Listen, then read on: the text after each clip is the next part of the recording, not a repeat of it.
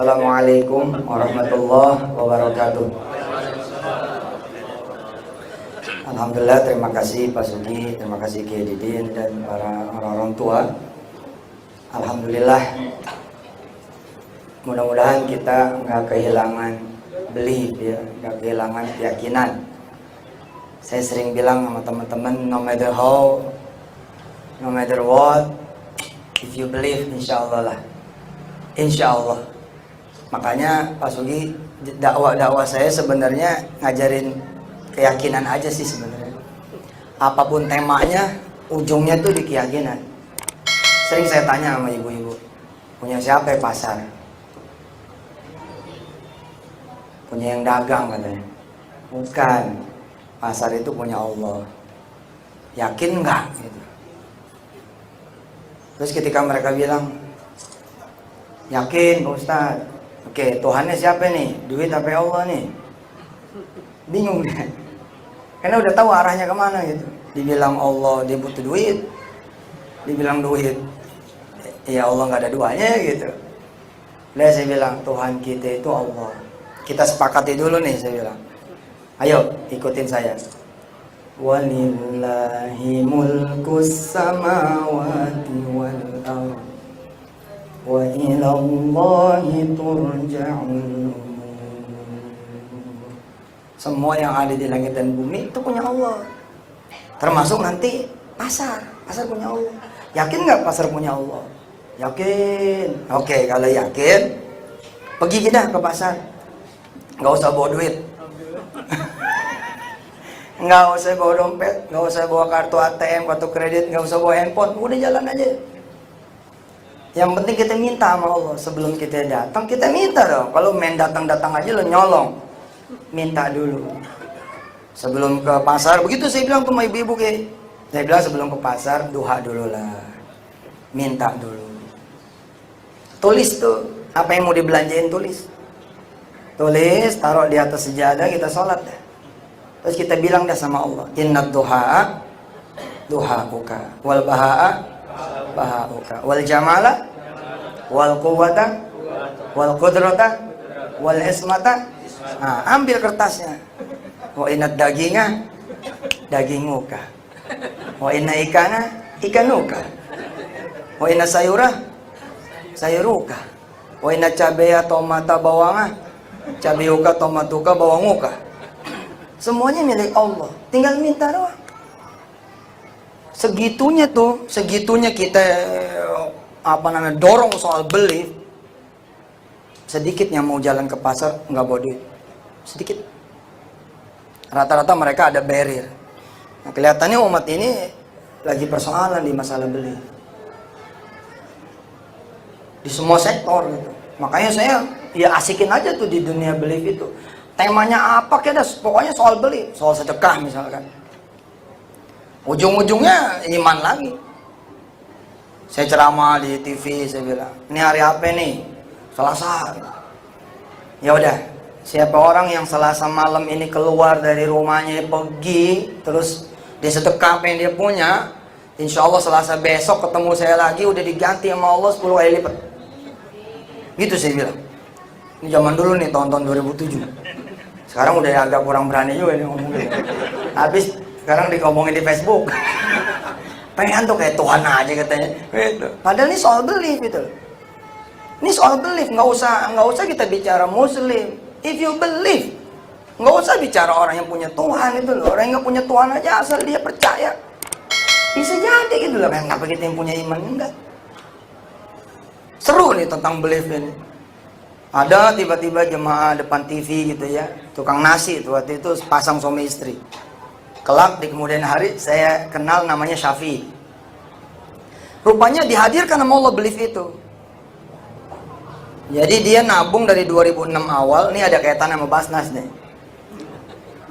Karena ada ketua kita di sini, ada guru kita, nyenggol-nyenggol dikit soal sedekah, zakat.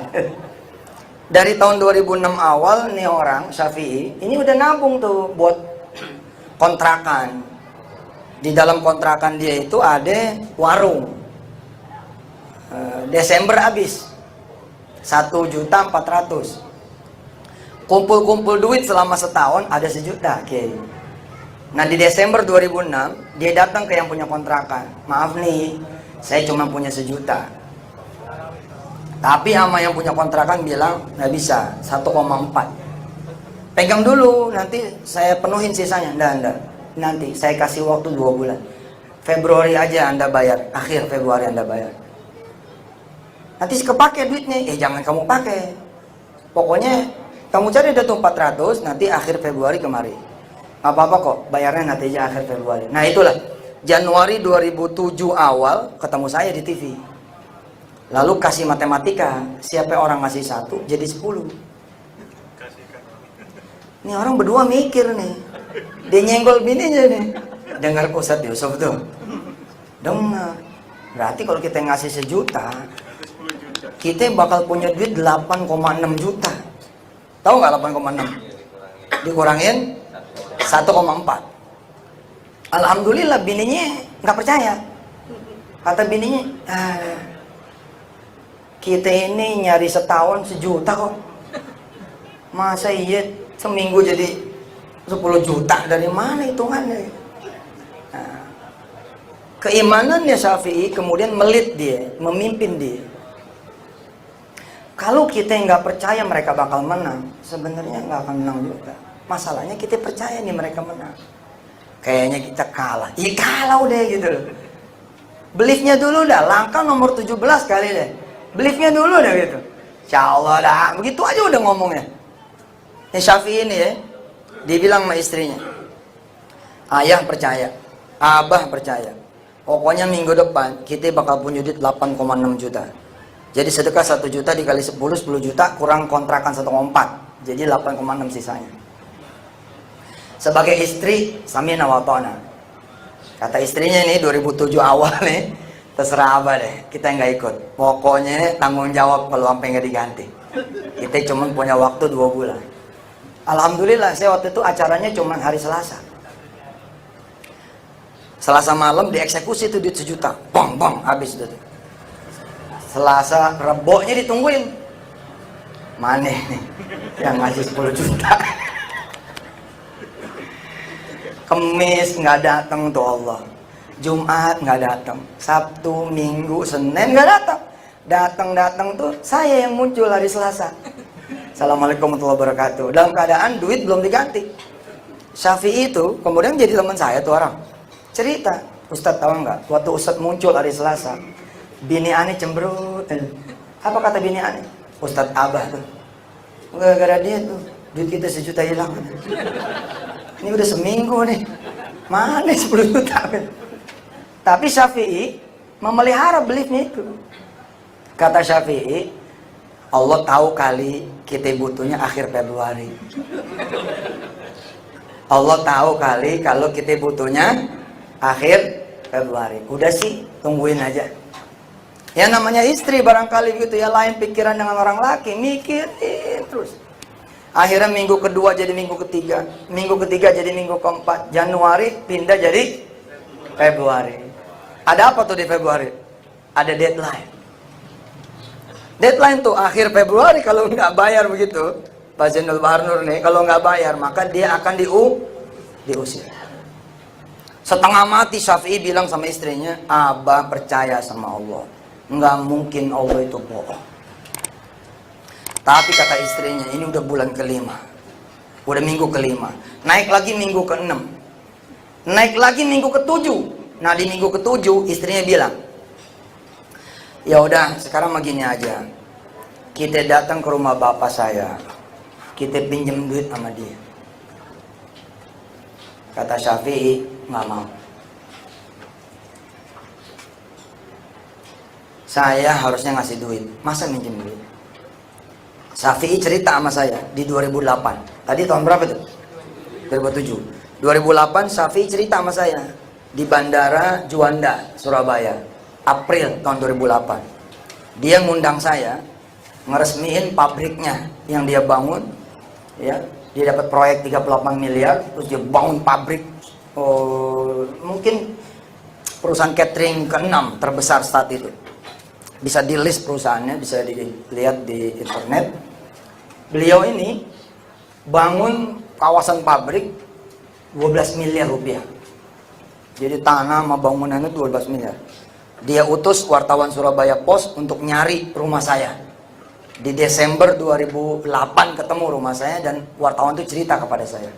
Akhirnya saya bilang, kata Syafi'i, kalau Ustadz tidak mau meresmikan, maka pabrik ini tidak akan dibuka. Pokoknya Ustadz yang harus meresmikan. Saya bilang, iya insya Allah saya datang. Nah bulan April itulah saya ketemu sama Syafi'i di Bandara Juanda Surabaya. Berarti udah beda kan? Udah ceritanya udah lain, udah saya bocorin dulu tuh. Apa kata Syafi'i? Ustadz, sebenarnya saya tuh kenapa nggak mau ke mertua saya? Karena saya takut. Karena saya takut ditanya.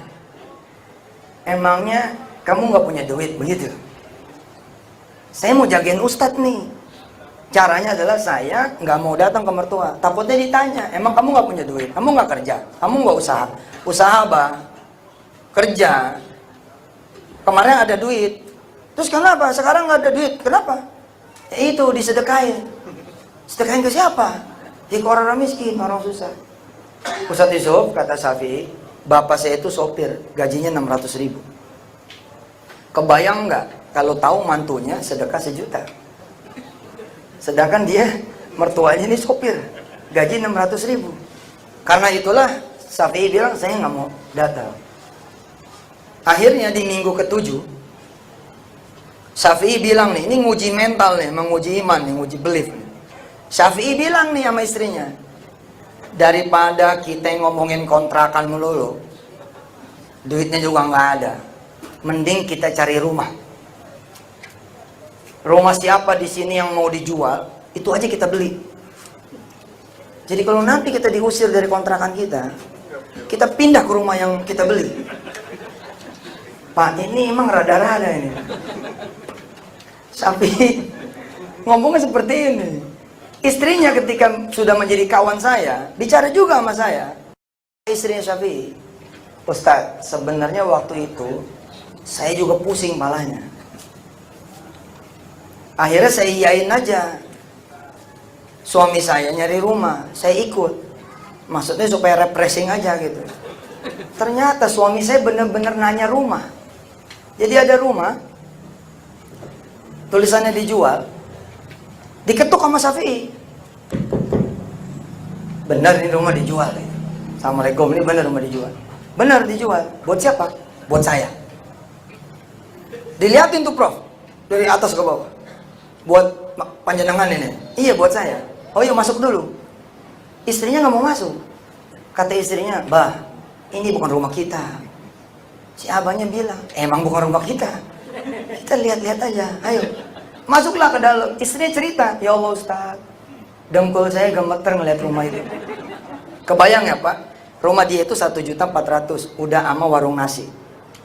Yang si istrinya pikirin, kalau nggak diperpanjang, kan dia harus pindah rumah. Nanti pelanggannya gimana? Nah, dalam keadaan dia punya kontrakan 1,4, tiba-tiba dia ngeliat rumah nih seharga sekian ratus juta rupiah, gemeter lah. Si suami buka omongan, ini rumah dijual berapa?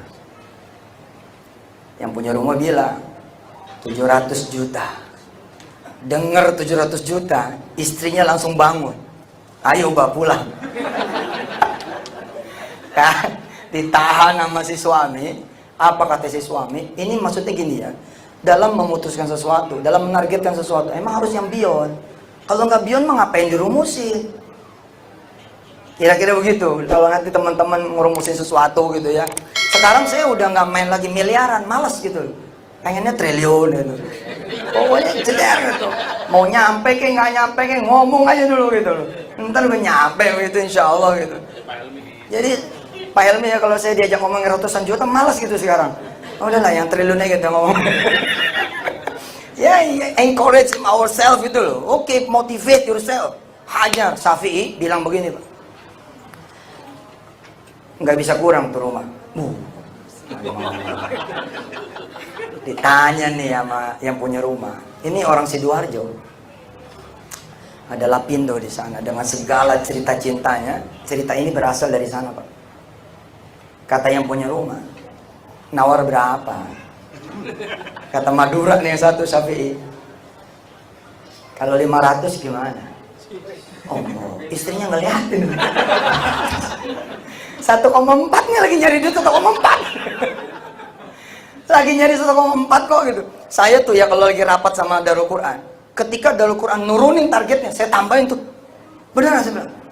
Kalau Sani CS bilang begini, kita rada berat ya Ustaz, kalau kita harus 10 rumah sakit tahun ini.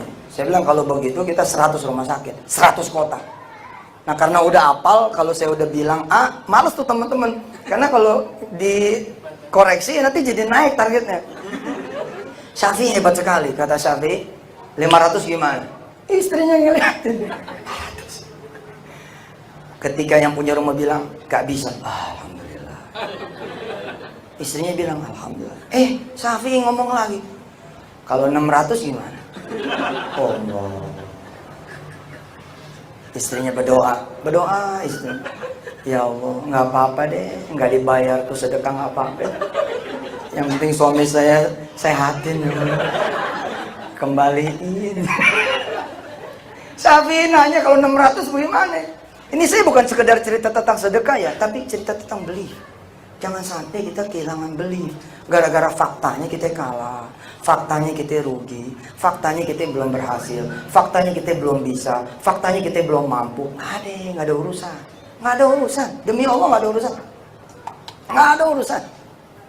Urusan kita sama kolik udah, sama dia aja udah. Pokoknya selama kita gantungin sama dia, udah nggak ada cerita. Insya Allah. Persoalan tinggal satu aja. Percaya nggak gitu? Kul aminu bihi, Allah tu'minu. Ibu bapak yang dirahmati Allah, insya Allah cerita ini akan berakhir jam 11, jadi nggak usah berakhir. Tenang aja. Syafi'i ketika nawar 600, si istri berharap nggak dikasih Pak. Tapi yang punya rumah bilang, boleh. Kalau 600 boleh. Kapan bapak mau kemari ngasih DP? Kata Madura yang satu nih, oh enggak pakai DP, cash. Cash Pak. Kapan? Nanti 2 bulan lagi saya kemari. Ya sudah kalau gitu perlu nomor rekening saya. Oh enggak pakai rekening, cash. Ya sudah boleh saya minta nomor bapak handphone? Oh enggak ada handphone. Pokoknya nanti saya kemari lagi 2 bulan. Saya akan kemari lagi 2 bulan. Berarti dia akan datang Februari, Maret, April 2007 dia bakal datang. Di depan rumah orang ini Pak, Syafi'i habis dicubit sama istrinya. Yang benar ngomong. 1,4 2 bulan nggak dapet. Janjiin orang 600 lagi. Gitu. Di sini Pak, saya sendiri kurang soal beliefnya. Saya belajar dari Syafi'i. Apa kata Syafi'i sama istrinya? Kita dijanjiin sama Allah lewat Ustadz Yusuf Mansur 10 kali lipat seminggu. Ini udah 7 minggu. Kalau nanti Allah bayar di minggu ke-8 10 kali lipat juga, jangan mau. Enak aja kita berantem apa segala macam, dibayar 10 kali lipat, jangan mau. Abah mau bangun malam ini, Abah mau ngomong sama Allah, nggak usah Allah pikirin kontrakan Abah lagi. Pikirin rumah aja. Abah malam ini mau bangun malam, mau bilang sama Allah, bayar Abah 700 kali lipat. Udah kontrakan gak usah dipikirin. Bayar Abah 700 kali lipat. Ustadz tuh bilang, kalau ada yang gak dibalas 10, tenang aja. Bakal ada yang balas 700 kali lipat. Berarti kita akan dapat 700 kali lipat. Nanti nih Bu, kalau kita dibayar sama Allah 700 kali lipat, kita bayar yang di rumah 600 juta, lalu Abah kasih sisanya ke ibu 100 juta. Istrinya kemudian langsung pergi Pak, meninggalkan. Kita jangan kebanyakan ngitung atas kertas. Jangan kebanyakan ngitung kekuatan kita. Dan ngitung pula kekuatan lawan. Kekuatan lawan nggak usah dihitung. Kecuali sebagai kehati-hatian. Karena kalau kelewat ngitung nih, kita ngeri sendiri. Kita jadi kayak berhadapan sama monster, berhadapan sama orang yang unbeatable. Kita bakal berhadapan dengan sosok atau lembaga atau negara atau problem yang tidak unsolved, yang tidak selesai. Nggak usah dipikirin, pikirin Allah saja. Qulillahumma malikal mulk. Dialah Allah al-akbar. Dialah Allah akbar, yang maha besar. Pikirin dia aja. Kalau sudah yakinnya kayak begitu, nanti miracle will come. Nanti keajaiban bakal datang. Anyhow, udah. Judulnya nanti bagaimana ceritanya. Seperti Syafi'i. Minggu keberapa tadi tuh? Minggu ke-7. Terus geser jadi minggu keberapa? Ke-8. Ke-8 ada apa di sana? Ada deadline. Jadi minggu ke-7 tadi tuh ya. Minggu ke-8. Minggu ke-8 ada apa di situ? Ada deadline. Kalau nggak bayar bakal diusir. Tapi Allah udah bilang, innala nudhi'u ajra man ahsana amal. Allah nggak akan sia-siain iman seseorang. Nggak Allah sia-siain. Kalau kita udah believe, itu nggak ada cerita logika, Pak. Karena emang soal keyakinan. Kalau soal keyakinan ini, udah ada logika mah nggak usah dimainin. Makanya saya bilang ya, kalau kita udah bilang problem ini susah, kita udah hitung, kita nggak bakal mampu. Makanya jangan dihitung pakai otak lu udah. Kalau dihitungnya pakai otak lu nih, nanti udah nggak bisa. Dia bakal unsolved, nggak bakal bisa selesai. Pikirnya pakai keyakinan aja, sehingga keyakinan kita itu will invite the miracle. Akan ngundang miracle seperti Syafi'i. Oh, Syafi'i keren banget, Pak. Akhirnya di minggu ke-8 itu, atau di deadline akhir Februari, alhamdulillah, keajaiban datang. Miracle came. Miracle itu datang ke dia. Alhamdulillah, di hari itu, malam itu, Syafi'i diusir. Gak percaya loh. Diusir. What miracle you expect? Apa sih miracle yang Anda harapkan? Nggak bakal lah. Allah ini unpredictable. Punya gerakan dia tuh nggak bakal kekira sama kita. Ternyata dengan diusir itu, Syafi'i, Allah jadi miliarder. Emang sih satu sisi Lapindo masalah lah satu sisi. Tapi sisi yang lain, banyak sih bilang cerita cinta kayak Syafi'i. Jadi Syafi'i itu pindah, Pak, ke pasar pengungsi di 2007. Di Februari akhir, pindah ke pasar pengungsi Sidoarjo, Lapindo.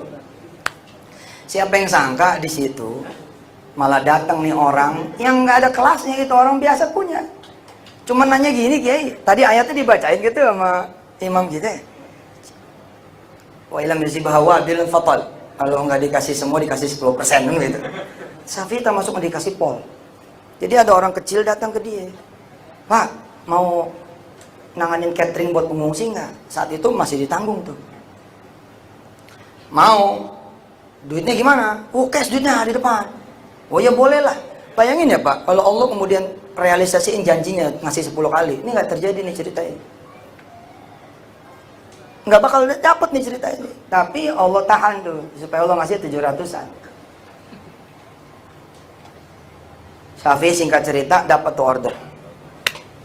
Tanggal 14 Juni 2008 kami bikin Majelis Duha Nasional.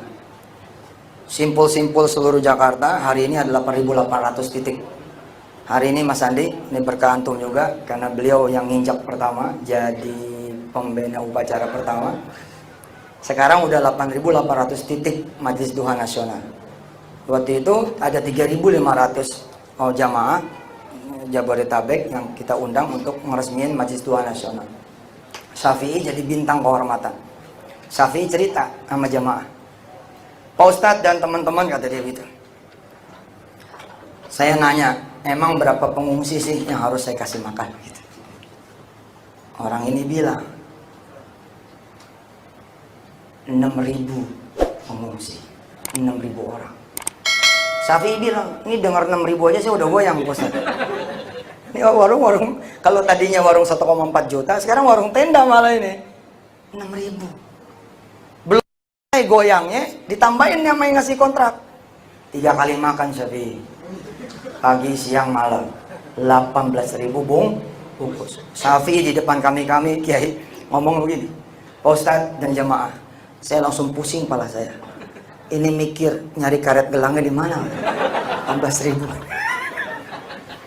2 bulan berlangsung order itu, cash on hand di tangan dia 1 miliar.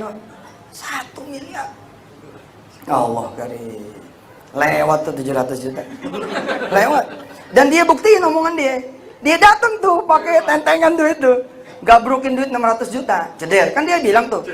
Ketika ditanya mau rekening saya, oh enggak, cash.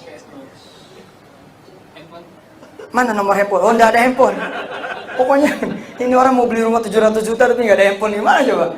Pokoknya saya akan datang gitu. Kalimat pokoknya itu luar biasa loh. Saya alhamdulillah takdirin jadi orang Betawi yang ngomongnya pokoknya aja. Pokoknya udah pokoknya itu udah selesai dah udah. Pokoknya itu udah. Insya Allah tuh. Syafi'i luar biasa. Dibuktiin tuh sama dia. 600 juta hajar, ceder. 100 juta dikasih bininya. Dan dia ingetin janji mereka berdua. Apa janji mereka berdua? Kita minta cuma 700. Yang 300 ini nggak kita minta. Jadi dibalikin tuh Kiai. Jadi sapi, jadi penerangan, jadi jalan, jadi yang lain-lain. Akhirnya di November 2007 dia dapat kontrak catering sampai ke offshore, nilainya 38 miliar rupiah. Dan diselesaikan semua yang ngasih kontrak, disambungin ke bank, dibangunin kemudian gedung, dan warna gedungnya unbelievable, same color sama kita punya building di Darul Quran, biru orange gitu, kayak Belanda punya gitu. Begitu si Syafi'i datang ke pesantren, langsung sujud dia ngelihat warna pesantren sama. Oh, sama aja. Miracle, Pak. Bicara apa lagi saya? Bicara sholawat, miracle. Saya ke Amerika. Begitu ke Amerika saya mikir, di pesawat tuh saya nanya sama istri saya, "Mah, ini Allah ada nggak ya di Amerika ya?" Itu. Istri saya bilang, "Ada lah." Bukan, maksudnya begini loh. Saya kan kalau bicara tentang keajaiban. Baca sholawat, jalan lo ke Carrefour, ambil aja barang, gak perlu beli. Pokoknya insya Allah, wa inna Carrefoura. Semua Carrefour punya engkau ya Allah. Hah? Bicaranya keajaiban gitu loh. Ketika saya ke Amerika kan semua teratur gitu ya. Kayaknya nggak mungkin nih. Tapi Pak, baru turun mendarat di New York saja, testimoni udah di mana-mana. Saya bilang sama jamaah, wa inna mobil luka loh. Semua mobil tuh punya Allah loh. Jalan aja ke showroom, mau kena, lu sholat di sana. Lu minta sama Allah, tunjuk aja mobil yang mana, terus gue dianterin. Di Indonesia Pak, belum tentu ada yang ngelakuin cara ini. Walaupun ada satu ibu yang ngelakuin, ada satu ibu kayak yang ngelakuin. Dia datang ke showroom, Assalamualaikum, Waalaikumsalam. Ibu mau mobil yang mana? Oh, saya mau mobil Kijang warna putih. Ayo kita lihat. Begitu lihat, kata si ibu apa? Kiblat kemana ya? Pening loh. Kok nanya kiblat Bu? Iya saya mau sholat. Oh sholat di musola? Oh enggak, kata Ustadz Yusuf harus di TKP. Maksudnya gimana nih? Kata Ustadz Yusuf, sholatin aja nih mobil, nanti insya Allah dapat. Oh gitu ya. Ngobrol-ngobrol, akhirnya dia lolosin. Ya sudah kiblat ke sana, silakan sholat. Sholat Pak, bener sholat. Sholat apa segala macam. Terus dia panggil marketing, tolong sini. Nah marketing pada datang, ada apa Bu? Angkat tangan, aminin doa saya. Gitu. Ya Allah, saya pengen mobil Kijang putih ini, tapi nggak punya duit. Tolong, ya Allah. Ini si marketing malas gitu. Amin. Sabtu berikutnya datang lagi si ibu ini. Assalamualaikum, langsung aja Bu. Langsung sholat. Gitu. Ternyata di Amerika ada sahabat saya, sahabat kita semua, ada namanya Arif. Udah saya naikin tuh di TV. Saya rekam Pak, sampai bercucur air mata saya saat itu. Saya bilang, gila bener. Kata si Arif begini, saya lagi jobless Ustaz. Dengar YouTube ente itu, tentang si ibu Kijang putih itu. Aneh ketawa kepingkel-pingkel. API-nya begitu ya gitu. Tapi API-nya orangnya ada ya begitu. Kijangnya juga ada. Saya pernah tuh nge-tweet live BMW seri 7. Saya minta semua follower di Twitter ya itu. Saya bilang di Twitter tuh, saya bilang, oke, follow me, ikut saya. Kita akan ke Bintaro sektor 7, kita akan beli BMW seri 7 sama sholawat. Saya dibilang ilusionis, saya dibilang tukang sihir. Saya bilang, biarin aja, gue pengen ngasih tahu orang, ini wa inna BMW UK. Semua BMW ini punya Allah. Bahkan wa inna showroom UK. Semua showroom ini punya Allah. Arif, dia bilang, saya jobless Ustaz. Aneh sadar 7 tahun aneh di Amerika nggak sholat. Aneh bilang, bodoh kali saya. Sama yang maha kaya kok saya tidak sholat.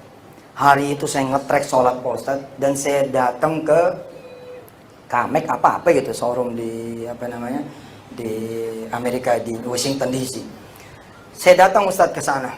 Saya sholat di showroom. Gantian saya yang nanya, lu sholat di showroom? Iya Ustaz. Emang boleh di Amerika sholat di showroom? Oh salah Ustaz, di Amerika justru lebih boleh lagi. Di mall aja boleh, kita sembarang aja udah boleh. Apa tuh? Apa Ustaz? Pokoknya kerjaan saya begitu aja. Saya minta sama Allah Camry warna merah tahun 2014.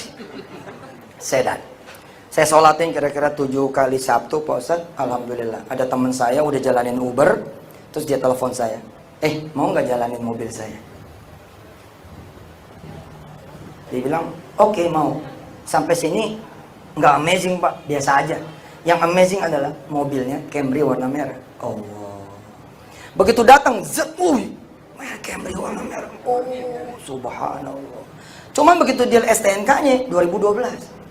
Dia bilang sama saya balik ke showroom, Pak Ustadz. Saya bilang sama Allah, kan saya udah bilang 2014. Kenapa ini jadi 2012? Warna udah bener, tahun masih salah. Jadi saya mau pulangin. Saya sholat lagi, Pak Ustadz. 2 kali Sabtu, teman saya telepon lagi. Mobil yang kita kasih tolong bawa pulang, balikin. Kita ganti sama yang baru. Yang baru, Pak, Camry, sedan, warna merah, dan tahunnya 2014. It's all about belief, Pak. Ini soal kepemimpinan, nanti belief lagi, Pak. Tadi Pak Sandi di awal saya bicaranya bukan soal testimoni sedekah, testimoni enggak, soal belief. Nanti belief itu yang akan melit kita semua. Pemimpin yang kayak apa yang kemudian jadi akan muncul tergantung belief kita juga. Tergantung nih belief kita juga. Kita beliefnya nanti apa sih dia? Udah dia yang muncul. Kita pasti kalah aja udah. Mikirnya yang ini lagi. Orang media, kita mesti punya media juga. Ngapain cari yang begitu juga? Orang punya duit, kita mesti punya duit juga. Ngapain? Kita udah punya Allah. Wa qala lahum nabiyyuhum innallaha qad ba'atsa lakum taluta malika. Allah udah pernah loh ngangkat Talut jadi malik, jadi raja. Lalu orang pada nggak percaya. Qalu, mereka bertanya nih, anna yakunu lahul mulku alaina wa nahnu ahaqqu bil mulki min wa lam yu'ta sa'atan minal mal. Kok bisa Talut jadi raja? Orang dia badannya kayak begana, kemampuan politiknya payah, harta juga nggak ada, postur, tubuh, badan semua. Kata Nabi sih salah. Allah udah rubah dia. Allah udah rubah. Apa yang Allah rubah dia? Allah tambahin wa zadahu bastatan fil ilm wal jism. Allah tambahin di ilmunya, Allah tambahin dia jismnya, badannya. Jadi kalau kita pakai ukuran nanti kayak orang, kita kayaknya mesti punya media nih, Pak. Aduh, ntar kita jadi capek dulu untuk nyamain ke mereka. Sementara mereka udah lari nih kemana tahu. Jawaban kita sebenarnya dibeli tadi di iman. Gimana sekarang caranya kita orang ini jadi simpul, semua orang berjamaah, semua orang ngopeni Quran, semua orang kemudian duha. Itu aja udah, ntar gue naik sendiri nih. Biarin aja dia bangun jayan ono, ntar orang tuh bangun kayak Konstantinopel gitu, dikasih ke kita. Kita nggak perlu bangun, dia yang bangun biarin, Nabi kasih ke kita. Gitu. Biarin aja, nggak apa-apa kan ya? Ini nggak apa-apa gitu. Yang penting beliefnya ada nggak? Itu yang mesti dibangun. Terima kasih. Mudah-mudahan sholat kita diterima Allah Subhanahu Wa Taala. Kayaknya waktunya udah nggak ada. Ntar aja kita. Penting sekali untuk Ustaz tadi. Untuk saya?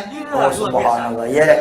2 menit ya? Iya. 1 menit. 1 menit. Ini ada tugas dari beliau ini. Siap. Ya ini itu adalah falah. Itu prinsip yang ke-6. Berarti kita harus menang.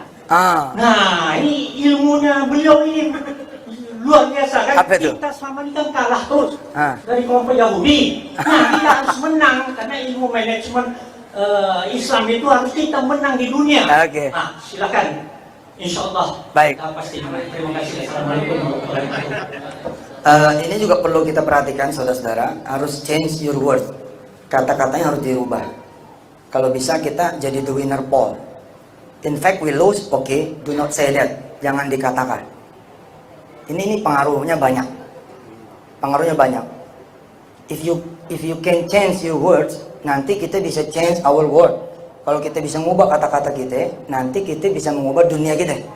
Dari situ aja dulu bermula. Dari situ aja kita bermula. Misalkan ada orang datang, Ustaz, saya ini di PHK, Ustaz. Padahal udah 10 tahun saya kerja. Itu perusahaan dari bawah loh, Pak Ustaz. Saya yang bangun loh, Pak Ustaz. No. Saya bilang balik. Coba datang lagi dengan kalimat berbeda. Saya ajarin sedikit, terus dia balik. Beda, Pak. Pak Ustaz, apa kabar, Pak Ustaz? Baik, alhamdulillah. Pak Ustaz, saya punya pengalaman 10 tahun loh. Lain kan? Saya pernah bimbing orang, nemenin orang dari nol, Pak Ustaz. Saya sampai jadi loh. Sekarang perusahaannya bagus banget. Yang lus tadi nggak usah dibicarakan. Jadi kayak gini, kayak tadi tuh ya, misalnya Pak ya, selama ini kita kalah. Kalau bisa yang itunya di delete aja. di delete aja, ke depannya aja, bicaranya yang satu. Contoh begini, saya sebenarnya kalau matematika sih payah saya, tapi kalau bahasa Inggris oke. Nah, kalimatnya dirubah. Yang kalah matematika itu, yang itu nggak usah diomongin, langsung aja ngomong, saya jago bahasa Inggris, selesai gitu. Saya kecil nih, lawan saya gede. Misalnya lawan saya Pak Baktiar misalnya. Terus saya ngomong gini, Baktiar, biar gua kecil, gua nggak takut sama lo. Itu nggak penting ngomong gua kecil. Langsung aja ngomong, gua nggak takut sama lo, gitu. Nggak usah nyebut gua kecil. Itu. Nah, kalau mau yang lebih hebat lagi, Pak, do one action aja langsung. Gimana cara? Tusuk aja langsung. Nggak usah pakai ngomong-ngomong. Oke, kita salat tarawih yuk. Wassalamualaikum warahmatullahi wabarakatuh.